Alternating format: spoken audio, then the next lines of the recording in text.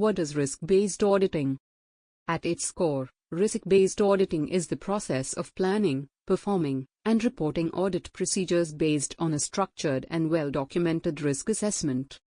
Unlike traditional or checklist-based audits, where the auditor tests everything uniformly, a risk-based approach ranks risks by likelihood and impact. Assurance is then focused where the residual risk is highest.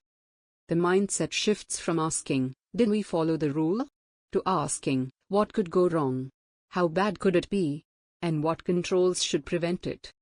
This transformation ensures that audits align with enterprise risk management, ERM, support management decision-making, and ultimately protect organizational value. Why risk-based auditing matters? The benefits. Risk-based auditing offers several advantages that strengthen the quality and relevance of internal audits. Efficiency. Audit efforts concentrate where risk is highest, maximizing value and reducing unnecessary testing. Relevance. Findings directly relate to key business objectives and real operational risks, improving management engagement. Clear prioritization. The method provides transparency on why certain processes or controls were audited more deeply.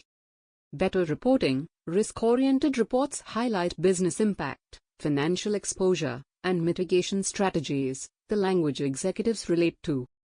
Strategic alignment. Audits reinforce ERM, governance practices, and organizational strategy. Overall, risk-based auditing transforms internal audit from a compliance-oriented function into a strategic partner.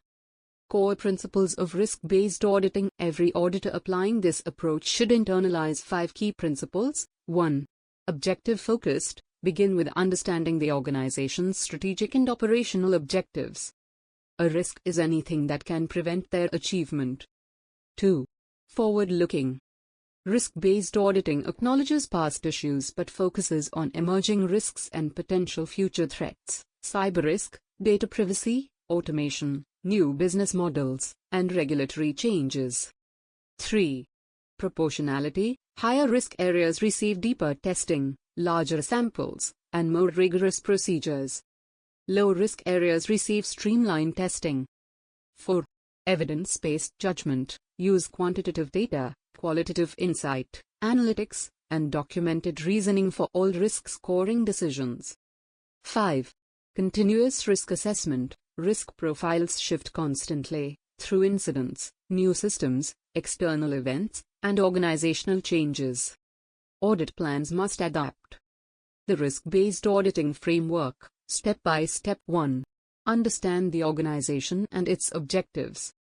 Start by evaluating the strategic plan, KPIs, regulatory obligations, key systems, ERP, CRM, financial applications, business model, and competitive landscape. Speak to senior leaders, review ERM outputs, and understand pain points. For example, rapid global expansion increases regulatory, operational, and third-party risks. 2.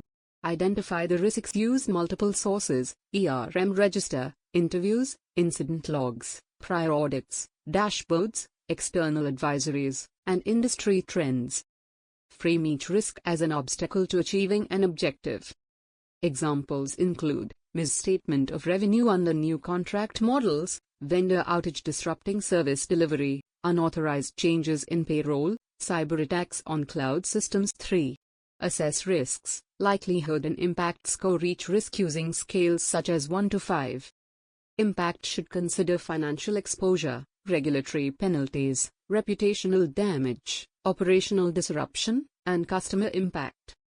Where possible, use data, incident frequency, monetary loss history, defect trends. The output becomes a risk heat map or prioritized list. 4. Establish audit priorities and define scope. Convert high-risk areas into audit engagements. Define audit objectives, boundaries, key processes, in-scope systems, for example, SAP, Oracle, Workday. Scoping must be defensible. It should clearly links back to the risk assessment. 5. Develop the audit approach and testing procedures. Choose techniques based on the risk level, walkthroughs, design evaluations, operating effectiveness testing, data analytics, configuration reviews, SWOT analysis, vulnerability or penetration testing. IT audits. Higher risk areas require deeper substantive testing and more extensive sampling. 6. Conduct fieldwork and gather evidence. Perform testing, document evidence, and use analytics for insights. Continuous monitoring, transaction reviews, exception patterns. In IT systems, verify, access provisioning, role-based SOD conflicts, automated workflow controls, interface controls, application logic. For example, SAP, test pricing logic, tax configuration, user access, Oracle, evaluate approval workflows, payroll integration, segregation of duties. 7. Evaluate findings and assess residual risk. Determine if controls reduce risk to acceptable levels. Identify root causes, design gaps, operational failures, or user errors. Prioritize findings based on risk and potential business consequences. 8.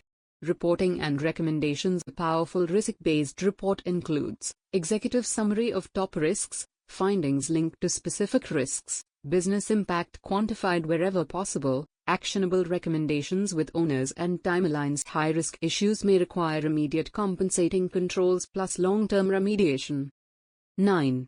Follow-up and ongoing monitoring. Monitor remediation progress and reassess risk as controls evolve. Use dashboards and continuous monitoring tools to provide sustained assurance. Practical tools and techniques for risk-based auditing.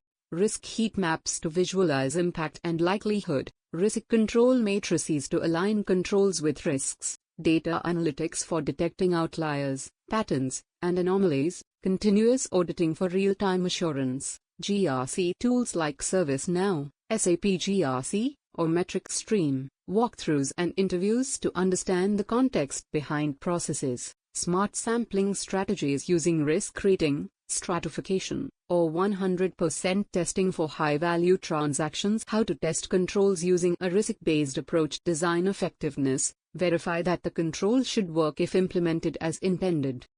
Operating effectiveness. Validate whether it actually operated consistently throughout the period. Compensating controls. Where primary controls fail, identify secondary measures reducing risk.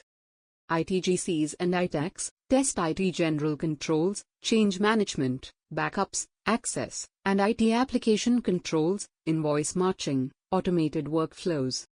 Weak ITGCs can undermine ITAC reliability. Linking risk-based auditing to governance frameworks. COSO provides control components like risk assessment, monitoring, and control activities that help auditors design tests and evaluate controls. COBIT helps structure IT audits by linking IT processes with business goals and offering maturity models. Enterprise Risk Management, ERM, audit plans should directly support and validate ERM priorities. Real-world examples to bring it to life. 1.